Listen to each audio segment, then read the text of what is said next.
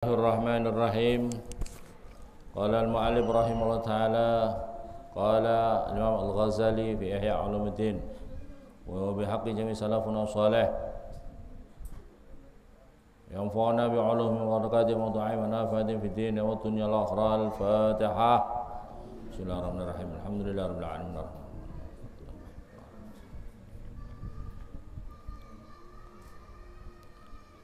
Bismillahirrahmanirrahim. Qala sallallahu alaihi wasallam. Wa qala, dan bersabda siapa Nabi sallallahu, semoga rahmat azim Allah atas Nabi wasallam dan semoga keselamatan. Inna aksaran nasi amanan yaumal qiyamah aksaruhum fikran fid dunya. Inna aksaran nasi, sesungguhnya kebanyakan manusia. Perhatikan santri ini. Jadi kebanyakan manusia amanan, apanya amannya, yaumal qiyamah, di dalam hari kiamah itu aksaruhum. Itu kebanyakannya manusia apanya, fikron, tafakurnya, mikir-mikirnya fid dunia, di dalam dunia. Ini Rasulullah bersabda. Jadi kebanyakan orang yang aman nanti di hari kiamat adalah ketika ia di dunia banyak tafakur, banyak mengangen-angen atas kekuasaan Allah Subhanahu wa taala di dalam dunia ini. Di dalam Al-Qur'an, a'udzubillahi minasyaitonir rajim.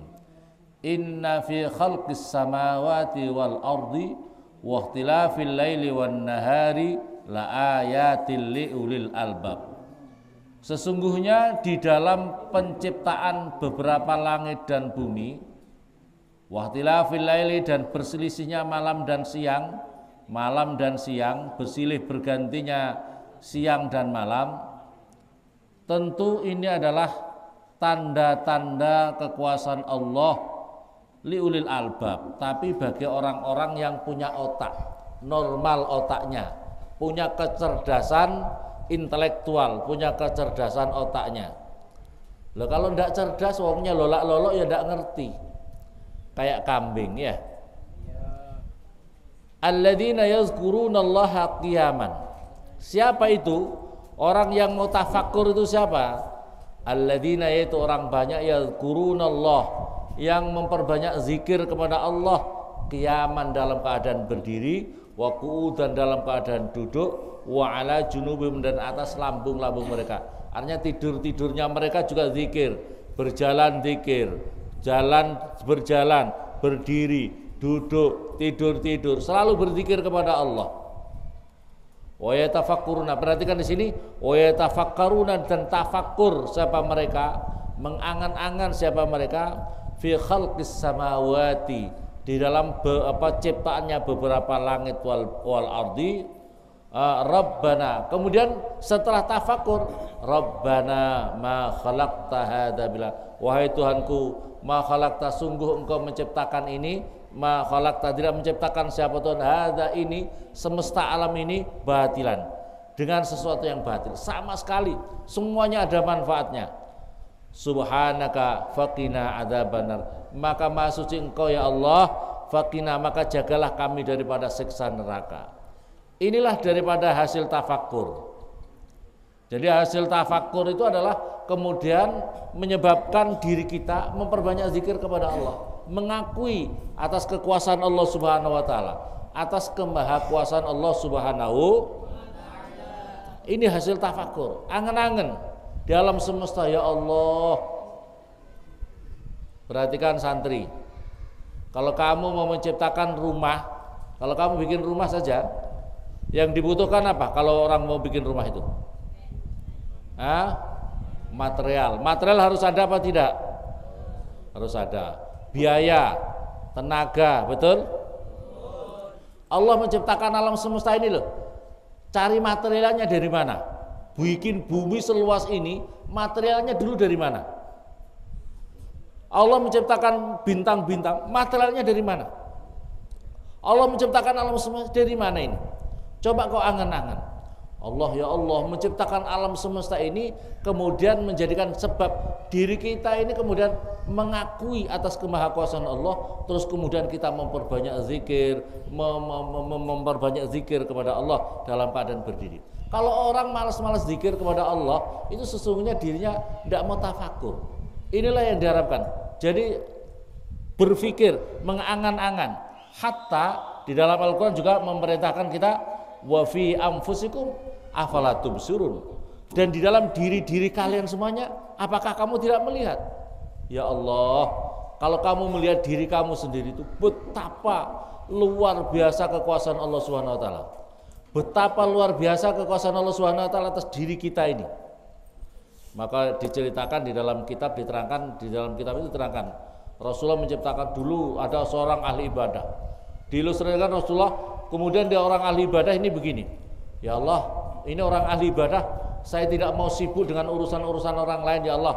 Tolong saya dicarikan tempat yang saya bisa beribadah terus-menerus kepadamu dan tidak mau terganggu dengan yang lain. Ini orang kemudian sama di dalam kitab diterangkan gitu, sama Allah Subhanahu wa taala berkata, kamu merapat ke pinggir laut. Setelah merapat ke pinggir laut, Allah Subhanahu wa taala menggerakkan ada gunung di tengah laut yang jauh, kemudian disuruh sama Allah gunung itu berjalan ke pinggir laut. Setelah berjalan di pinggir laut, puncaknya gunung kemudian menunduk kepada orang ini. Menunduk kepada orang ini. Sama Allah, kamu naik di atas bukit itu. Jadi menaik di atas gunung itu, langsung gunung itu kembali tegak lagi dan kemudian berangkat di tengah laut lagi. Ini Masya Allah. Jadi gunung itu berangkat di tengah laut lagi yang sangat jauh, sehingga tidak terganggu dengan manusia-manusia yang lain. Kemudian di atas bukit itu, di atas gunung itu ada gua. Ada gua yang selalu mengalir air tawar. Dan di air tawar itu kemudian di sampingnya ada pohon delima yang selalu berbuah, tidak pakai musim. Maka orang itu selama 500 tahun itu terus menerus ibadah kepada Allah. 500 tahun terus menerus ibadah kepada Allah Subhanahu wa taala. Setelah dia meninggal dunia, Rasulullah kemudian dia nanti di akhirat, jadi selama 500 tahun sama sekali dia tidak pernah maksiat. Kemudian setelah itu di akhirat nanti ditanya, hambaku, kamu ingin masuk surga dengan amalmu, amal ibadahmu, atau dengan rahmatku? Jawabnya orang ini, ya Allah, dia mikir-mikir, saya ini kan di dunia tidak pernah maksiat ini. Saya di dunia tidak pernah maksiat. Maka oleh karena itu dia pede sekali. Ya Allah, tolong aku masukkan di surgamu dengan amal ibadahku ya Allah. Karena saya di dunia tidak pernah saya maksiat kepadamu ya Allah. Maka sama Allah Subhanahu wa taala, wahai malaikat, tolong malaikat diperintahkan Allah, satu bola matanya rahmatku yang aku berikan kepada dirinya dengan satu bola mata, timbang mana lebih berat rahmatku yang aku berikan kepada satu bola matanya dengan amal ibadahnya yang 500 tahun tidak pernah disela-selai oleh maksiat sama sekali. Kalau dia lebih berat rahmatku, masukkan dia neraka. Tapi kalau berat ibadahnya, masukkan ia ke surga. Maka setelah ditimbang apa yang terjadi, rahmatnya Allah lewat satu bola mata saja itu ternyata lebih berat dari ibadahnya 500 tahun. Jadi maka akhirnya mau dilemparkan ke neraka. Begitu mau dilemparkan ke neraka, ya Allah, masukkan aku ke surgamu dengan rahmatmu ya Allah. Maka penting kita itu jangan sombong. Kita punya amal, jangan sombong. Pokoknya orang sombong paling dibenci oleh Allah. Paham apa paham? Sombong dengan apapun juga, sombong dengan amal ibadah kita. Orang sombong itu macam-macam. Sombong karena kekayaannya, begitu kaya sombong. Mau sama orang-orang yang tidak kaya merasa pokoknya jangan sombong. Orang sombong itu untuk apa?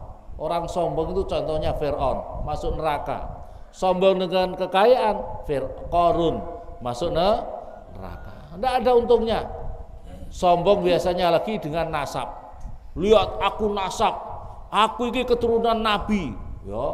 Aku keturunan Nabi, darahku mengalir keturunan Nabi. Orang rasa sombong. Orang kalau sombong itu mesti tidak disukai oleh Allah, tidak disukai oleh makhluk. Makhluk suka apa tidak kalau orang sombong? Tidak usah sombong. Makanya kita itu diajarkan kiai-kiai kita, orang rasa sombong. manusia itu jangan menyombongkan kakek nenek buyut kamu, tapi kamu boleh bersyukur berbangga dengan amal kamu sendiri, dengan kualitas dirimu. Jangan kamu lolak-lolok, aku bapakku kiai, aku itu bapakku nabi, aku bapakku. Nggak usah sombong itu mesti dibenci, tidak akan masuk surga yang di dalam hatinya ada paham apa paham.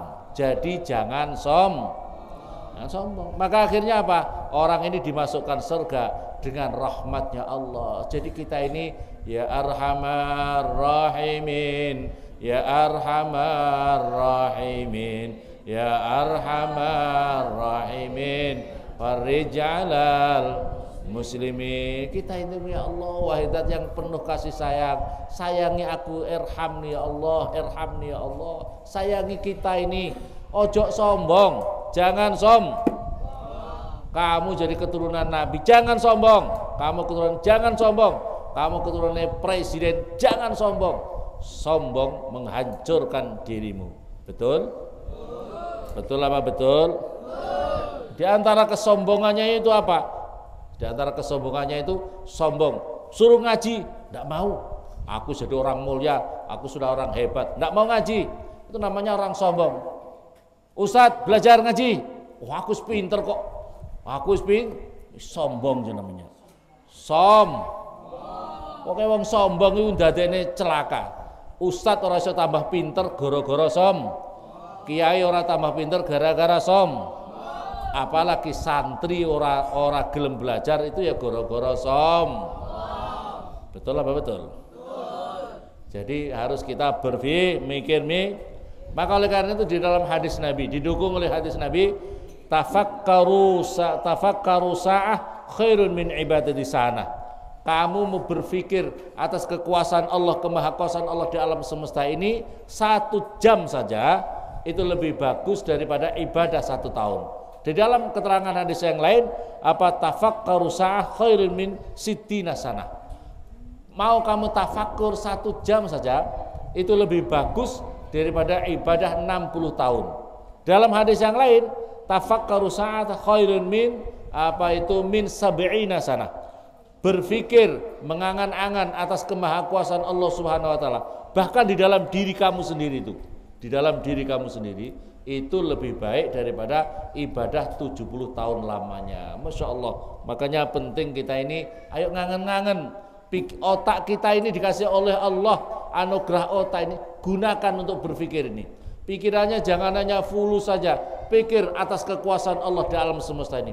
Ya Allah, kemahakuasaan Allah di pohon, kemahakuasaan Allah di semut, kemahakuasaan Allah di nyamuk, kemahakuasaan Allah di alam semesta ini. Betapa luar biasanya ini. Kemudian subhanaka faqina adzabannar. Perhatikan lanjutan hadis ini. Jadi orang yang orang yang terbanyak aman di akhirat daripada murka Allah, dari masuk neraka, itu adalah orang yang paling banyak menggunakan tafakkur di muka bumi ini, fit dunya. Wa aksarun nasi dohkan, dan wa aksaran nasi, dan sesungguhnya kebanyakan manusia tertawanya, bahagianya, fil akhirati, di dalam akhirat, aksaruhum itu kebanyakan manusia, bukaan menangisnya fit dunia, di dalam dunia. Jadi orang yang paling banyak bahagia di akhirat itu adalah orang yang banyak menangis, susah di dunia ini, susah ya, risau di dunia ini. Masya Allah, jangan kamu bahagia terus ya, merasa susah, sedih atas dosa-dosanya, atas kemasalah-masalah umat ini. Susahnya untuk apa? Susah kita mikir dosa-dosa kita. Susah untuk apa? Susah karena anak-anak kamu, keluarga kamu belum bisa menjadi orang soleh-soleha. Kamu harus susah. Jangan kau bela-bela. Oh, anakku itu pokoknya paling hebat, sekalipun bangkong terus setiap subuh. Kok banggain untuk apa? Susah kamu itu. Harus susah seperti ini. Paham? Anakmu nggak bisa ngaji, susah. kamu jangan bela-belain. Jangan bela-bela. Susah masyarakat anak-anaknya orang lain. Setelah mikirin diri kita, anak-anak kita, mikirin anak-anaknya orang lain belum bisa ngaji. Susah. Ayo, susah dalam hal ini. Kita ikut susah, peduli terhadap permasalahan orang Islam. Susah pula banyak orang Islam masih dalam kebodohan. Susah pula umpamanya di tengah-tengah umat Islam masih terjadi berbagai korban-korban kezaliman kepada kita punya saudara-saudara muslim. Paham apa paham? Wa asaddun nasi farhan fil akhirah atwalhum huznan fid dunya. Yang paling sangat-sangatnya manusia bahagia di akhirat itu atwalum huznan, yang lebih banyak-banyaknya susah di dalam dunia. Masya Allah. Jadi kalau kamu ingin bahagia di sana, di dunia banyak bersedih, banyak merisaukan, banyak memikirkan urusan-urusan dirinya, urusan-urusan masyarakat, urusan-urusannya kaum muslimin muslimat. Maka kamu nanti di akhirat akan banyak berbahagia. Waqala Ali, waqala dan berkata siapa Ali, Imam Ali radhiyallahu anhu fi khutbatihi, di dalam khutbahnya Imam Ali, zimmati rahinah wa ana bihi za'im. Kata Imam Ali karamullah wajhah, zimmati utawi tanggungan saya itu rahinah, itu tergadekan, wa ana dan utawi saya bi dengan zimmati itu zaimun, itu orang yang bertanggung jawab atau yang menjadi pemimpin. Ini kata Imam Ali dalam khutbahnya. Inau sesungguhnya keadaan la yahiju tidak membangkitkan atau tidak menjadi kering, tidak membangkitkan atau tidak menaruh hati alat takwa atas ketakwaan apa zar'u qaumin, apa tanamannya suatu kaum. Jadi kalau orang itu sudah bertakwa, tidak usah risau dengan apa itu miliknya orang miliknya orang lain. Walayat mau, dan jangan merasa haus alal huda atas hidayah apa sinhu aslin, apa keringnya pangkal segala pangkalnya pokoknya pokok. Wa inna ajhalan nasi, dan sesungguhnya bodohnya manusia itu man seseorang layak rifu, yang tidak mengetahui siapa man qadruhu pada kadarnya orang, atau bahasanya itu gampang. Sesungguhnya yang paling bodoh di antara sebodoh-bodoh manusia itu adalah orang yang tidak tahu diuntung. Orang yang tidak tahu itu orang paling bodoh. Sebodoh-bodohnya manusia itu maksudnya orang yang tidak tahu diuntung. Mestinya orang itu tahu keuntungan kita itu apa? Keuntungan yang bisa menyebabkan untung kita di dunia dan di akhir. Itu orang yang tahu diuntung. Ayo ngaji, yuk ngaji. Ayo kita masih salim. Itu kalau orang ikut. Perhatikan, di dalam keterangan Rasulullah SAW bersabda gini. Jadi kalau kamu, kata Rasulullah, kalau kamu ada melewati tempat-tempat taman-taman surga, maka mampirlah kamu, merapatlah kamu. Kata Rasulullah SAW seperti itu. Kalau kamu melihat ada taman-taman surga, merapatlah kamu. Jawab, apa itu taman-taman surga ya Rasulullah? Taman surga itu adalah majelis zikir, majelis ilmu. Majelis zikir, majelis ilmu. Itu kata Rasulullah. Tapi orang sekarang di tengah-tengah mengaku kesibukannya, terus kemudian apa sih majelis taklim, apa sih? Itu tidak mau tahu karena mengaku dirinya sibuk, ngaku segala macam, sehingga tidak mau tahu. Andaikan dia tahu hakikat hidup ini, pasti dia akan datang dalam majelis-majelis ilmu. Tapi daripada dia majelis-majelisnya hanya untuk memperturutkan nafsunya saja. Andaikan dia tahu, orang-orang itu bahwa pentingnya majelis ilmu, bahwa pentingnya anak-anak di pondok pesantren, semua orang tua anaknya ditaruh di pondok pesantren, suruh ngaji dalam majelis-majelis ilmu. Andaikan tahu. Masalahnya tidak terlalu percaya sama Nabi. Masalahnya sekarang ini tidak terlalu percaya kepada Nabi. Paham apa paham? Lah ya, Nabi yang bersabda, kalau ada majelis ilmu rapatlah. Tapi kan kita ini betapa susahnya. Andai kan majelis taklim itu yang diundang, paham apa paham? Yang diundang adalah Dewi apa namanya? Dewi Persik sama Ayu Tong Tong atau Ayu Ting Ting? Sama Tong Tong sama Ayu Ting. Mungkin yang ikut datang ke majelis taklim banyak apa tidak kira-kira? Banyak ya. Masya Allah. Saya karena ngaji ya, karena kurang percaya sama hadis Nabi. Jadi orang sebodoh-bodoh saja, orang yang tidak tahu Jadi orang yang paling bodoh di antara manusia itu adalah orang yang tidak tahu diuntung. Wa inna abghadul khalqi, dan sesungguhnya orang yang paling dibenci-bencinya makhluk ilallahi kepada Allah Ta'ala, rajulun, itu seorang laki-laki yang paling dibenci oleh Allah ya di antara makhluk Allah itu rajulun komasya yang mengumpulkan siapa rajul ilman pada ilmu aghara yang menipu bihi dengan ilmu fi aghbasil fitnati di dalam berbagai fitnah, berbagai kekacauan fitnah. Jadi orang yang paling dibenci oleh Allah, yang paling dibenci di antara makhluknya Allah di sisi Allah Ta'ala adalah seseorang yang mengumpulkan ilmu, tapi ilmunya itu hanya untuk menipu manusia.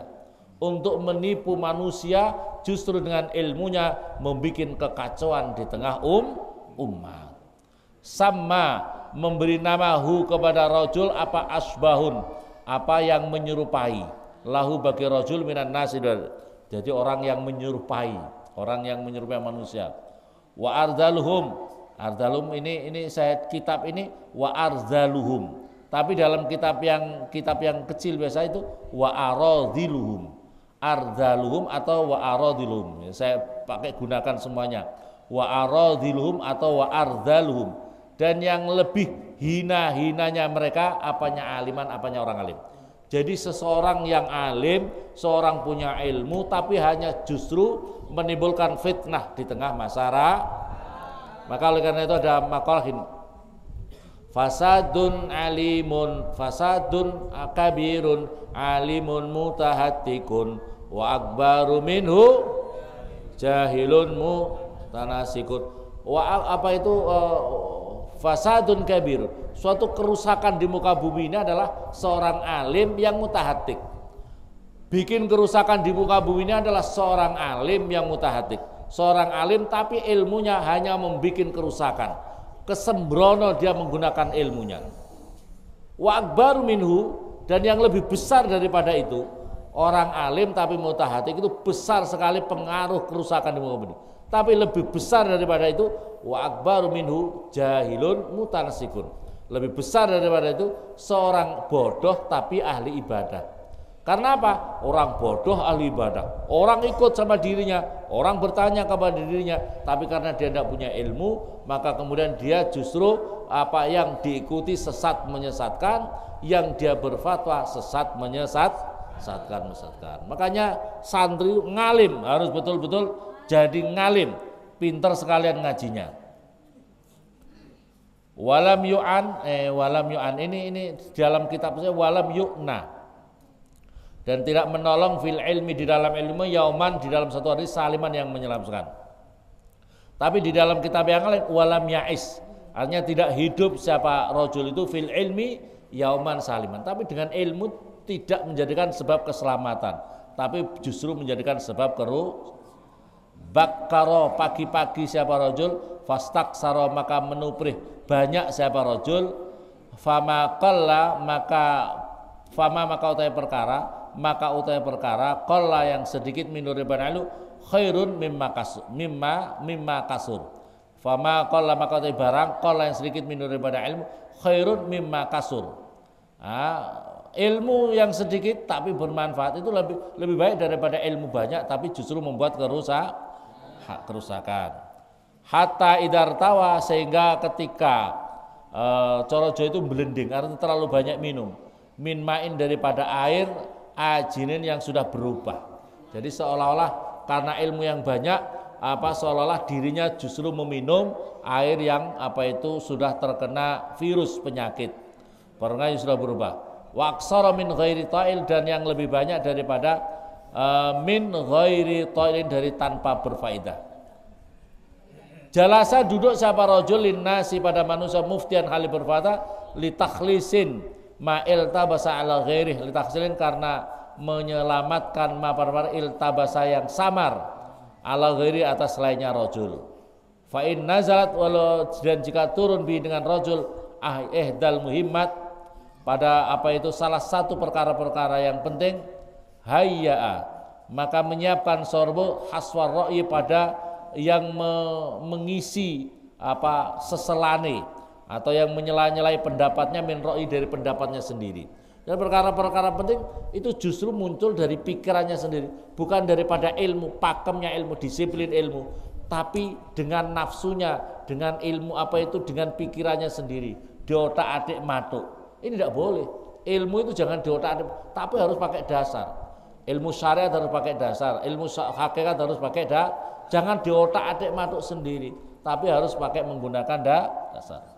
Fahuwa maka utai man rajul, itu man itu seseorang, qata'a yang memutus siapa man as-subhat pada beberapa subhat fi misli ghazlil ankabut, di seperti di perumpamanya apa, jaring angkabut laba-laba yang sangat rapuh.